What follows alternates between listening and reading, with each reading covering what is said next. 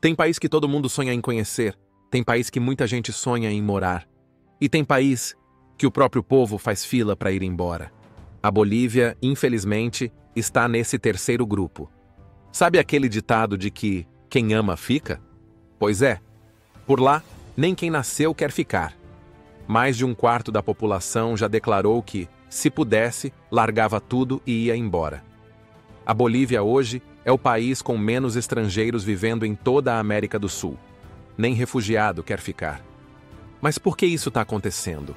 O que existe por trás dessa fuga silenciosa que quase não aparece nas manchetes?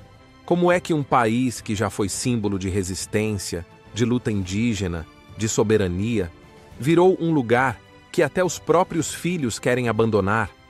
Hoje, no belo mundo, a gente vai atravessar essa fronteira e entender, de uma vez por todas, por que ninguém quer morar na Bolívia. Em um continente onde todo mundo migra para algum lugar, a Bolívia virou quase um ponto cego. Gente sai da Venezuela e vai para o Brasil. Sai do Haiti e tenta o Chile. Sai da Colômbia e cruza até a Argentina. Mas ninguém escolhe a Bolívia. Os números não mentem. Pouco mais de 1% da população boliviana é formada por estrangeiros. O menor índice da América do Sul. Isso somando todo mundo. Legal, ilegal, temporário, permanente. É como se o país fosse geograficamente no meio de tudo, mas socialmente isolado, e isso já diz muito. Quando até quem foge da fome, da guerra ou do colapso prefere pular a Bolívia e seguir para qualquer outro canto, é sinal de que tem alguma coisa muito errada ali dentro. E se ninguém quer entrar, o pior é que quem está dentro também quer sair. Uma pesquisa divulgada no começo de 2025 mostrou que mais de 25% dos bolivianos querem deixar o país. Um quarto da população. E não é por guerra, nem por desastre natural, é porque a vida simplesmente não anda. Esse índice é mais alto do que o de muitos países em colapso declarado. Na Venezuela, a crise empurrou milhões para fora. Na Bolívia, o colapso é mais silencioso, mais disfarçado. Mas o efeito é o mesmo. Uma população que sente que o futuro simplesmente não existe mais ali. Não é um problema só, é um combo e a gente começa, claro, pelo que está na base dessa pirâmide, a economia. Número 1. Economia emperrada. A Bolívia já teve seus dias de bonança. No começo dos anos 2000, o gás natural virou uma mina de ouro. O governo surfou na alta das commodities, bancou programas sociais, obras, subsídios, e parecia que o país tinha, finalmente, encontrado seu caminho. Por muito tempo, o gás foi o orgulho nacional. Energia limpa, reservas gigantes, contratos bilionários com Brasil e Argentina. A galinha dos ovos de ouro. Só que o país construiu a economia inteira em cima de um único produto. E hoje, paga caro por isso. As reservas envelheceram, a produção caiu, os campos não foram renovados e os contratos internacionais foram escorrendo pelas mãos. Resultado? Em 2025, o país chegou a enfrentar falta de diesel em várias regiões e precisou importar combustível caro para manter o básico funcionando. Enquanto isso, a dívida pública só cresce. Entre 2005 e 2024, o governo gastou mais de 340 bilhões de dólares. Grande parte desse dinheiro veio do gás. Mas a bolha estourou. E sem receita, sem plano B e sem credibilidade, a Bolívia corre atrás de investidores que já não confiam mais. A dependência virou armadilha. O gás que sustentou programas sociais, escolas e estradas, hoje não dá conta nem dos postos de combustível. Enquanto vizinhos como Brasil, Peru e Chile investiram em indústria, turismo, tecnologia e agro, a Bolívia ficou esperando o gás render para sempre. Mas o gás secou. E junto, secou também a ilusão de que ter recurso natural resolve tudo. O reflexo está nos números. Em 2024, a previsão de crescimento é de só 1,7%, muito abaixo dos vizinhos. As reservas cambiais sumiram, o país correu para o FMI e os títulos da dívida foram rebaixados a nível lixo, literalmente. O motor econômico travou, e com ele, travou também qualquer perspectiva de futuro. Número 2. Caos político e polarização. Se a economia emperrou, a política simplesmente desmoronou junto. Hoje, a Bolívia virou aquele tipo de país onde ninguém sabe exatamente quem manda.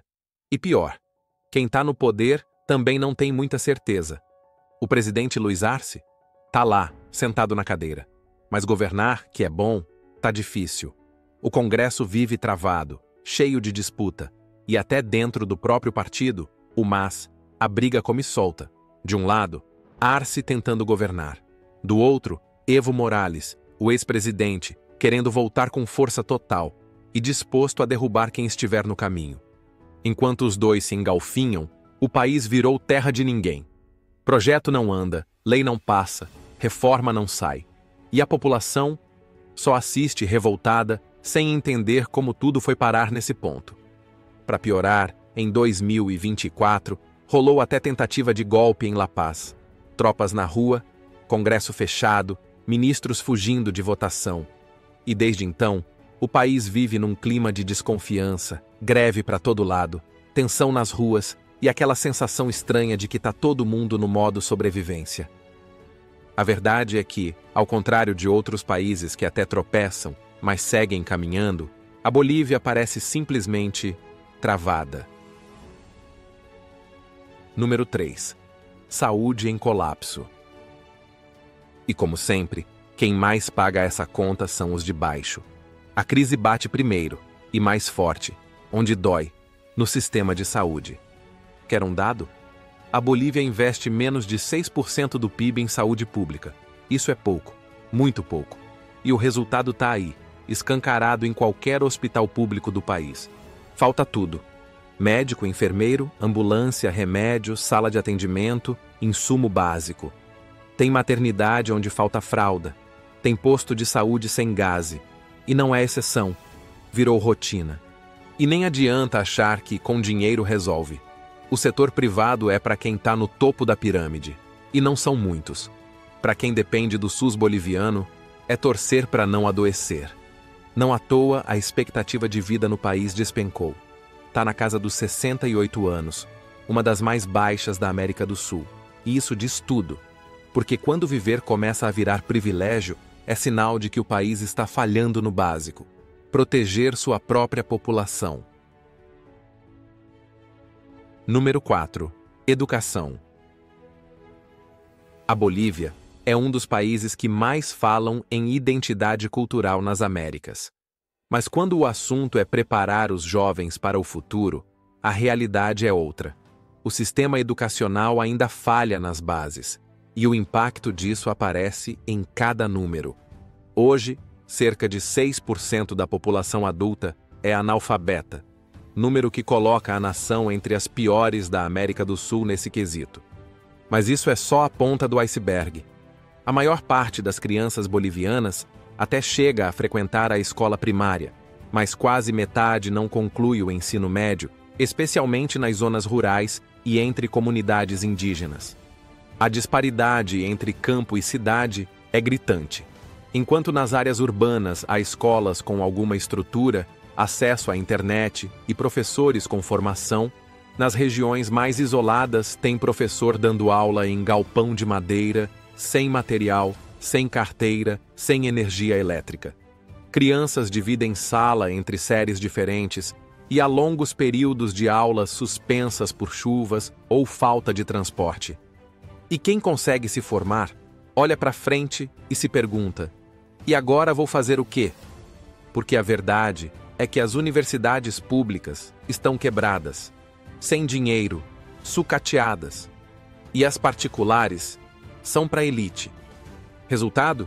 Uma geração inteira que estuda, se esforça, rala, para no fim das contas vender saltenha na rua, trabalhar de motorista ou, na maioria dos casos, pegar a mala e ir embora. Número 5. Fuga dos jovens. Não tem como não querer ir embora. Porque quem mais sente o peso dessa Bolívia emperrada é justamente quem mais deveria estar construindo o futuro: os jovens. A taxa oficial de desemprego até parece baixa, coisa de 4%. Mas isso não conta o que está nas ruas: subemprego, informalidade, trabalho sem carteira, sem direito, sem segurança, e as poucas vagas boas ficam no funcionalismo público, onde para conseguir você precisa mais de apadrinhamento político do que de currículo. O resultado? Uma geração inteira com diploma na mão e a mala pronta. Jovens entre 18 e 35 anos que olham para a Bolívia e não veem futuro. E aí, começam a procurar qualquer rota de saída. Quem se forma em cidades como Santa Cruz ou Cochabamba não está sonhando em carreira. Está sonhando em visto. Está sonhando em contrato na Argentina, vaga no Brasil, ou qualquer país que pague um salário minimamente digno.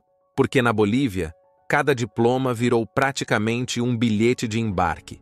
Não porque o país expulsou, mas porque nunca acolheu de verdade. Mas calma que tem mais. Número 6. Infraestrutura precária. Além da falta de emprego, saúde e educação, o país tem outros problemas que pulam na cara antes de qualquer outro. É falta. Falta de estrada, falta de água, falta de acesso, e sem isso, não tem desenvolvimento que pare em pé. Hoje, mais de 1/3 da população vive sem esgoto tratado.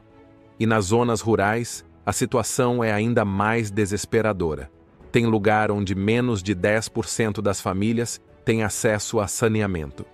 Isso não é só desconforto, isso é doença, isso é dignidade arrancada. As estradas, outro pesadelo. A maior parte da malha viária é de terra batida, sem manutenção. Na época da chuva, simplesmente desaparece. Caminhão atola, ônibus não passa, ambulância não chega. Tem vilarejo onde levar remédio vira missão de dias, isso quando chega. E como se não bastasse, a Bolívia não tem saída para o mar. Para exportar ou importar qualquer coisa, depende dos portos do Chile e do Peru. E isso custa caro, muito caro. É burocrático, é demorado, é travado. E sabe qual o efeito prático disso? É mais do que uma questão econômica.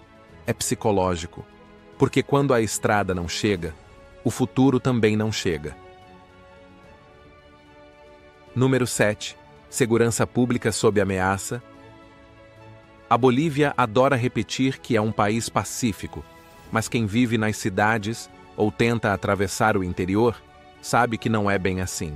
E sim, esse é um dos principais motivos para tanto boliviano querer sair e para quase nenhum imigrante querer entrar.